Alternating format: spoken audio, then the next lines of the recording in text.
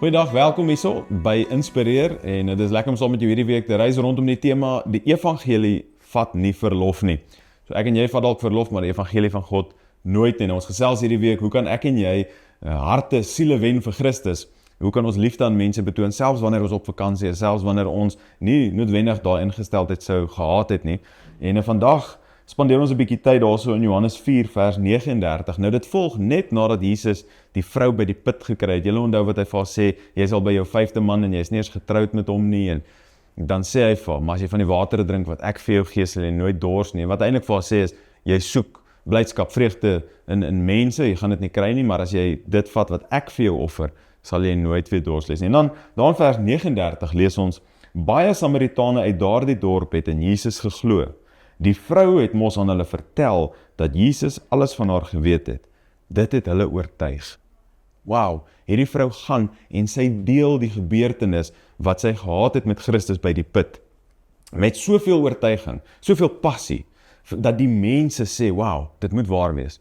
Hoe sou iemand hierdie goed kon weet? Hoekom sal hierdie vrou hierdie storie uitdink? Sy staan die kans om uitgekry te word as belaglik of waansinnig. En mense sal daar kon sê, sy is mal en sy sien beelde, maar tog gaan sy en sy vertel vir mense van wat sy beleef het. En Samaritane, wat die Jode niks mee te doen wou gehad het nie, wat hulle sou spoeg as hulle verby hulle loop, Samaritane kom en hulle glo in Christus, as gevolg van die getuienis van een vrou wat 'n ontmoeting gehad het met Christus.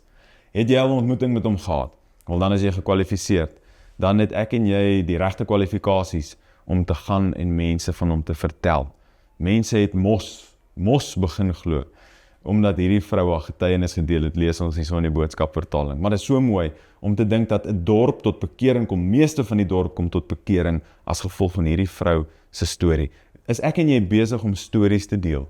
Daai mense langs wie jy kamp hierdie vakansie, is jou stories besig om hulle te inspireer na 'n plek toe waar hulle dink, ek kan nie anders as om Christus aan te neem nie. Is ons getuienisse vars en nuut? Loop ek met 'n getuienis in my sak, wat ek reg is om te deel met iemand, om hulle te inspireer, om hulle na Christus toe te wys? Mag dit ons ingesteldheid wees.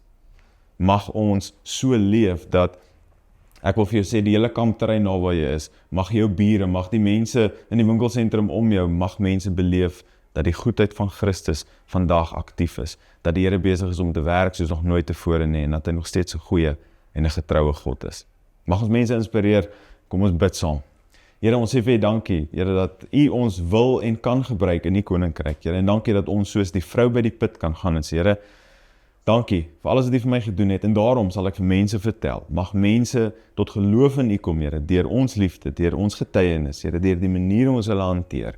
Mag mense weer opnuut hoop ontvang, Here, deur net hoe ons hulle hanteer. Ons eer U daarvoor, Here, dankie dat U ons gebruik, selfs in hierdie vakansietyd, waar U ons ook al neersit, waar ons onsself bevind, ons eer U daarvoor in Jesus naam. Amen. Dankie dat jy saam met ons tyd spandeer, sien vir jou môre weer. Totsiens.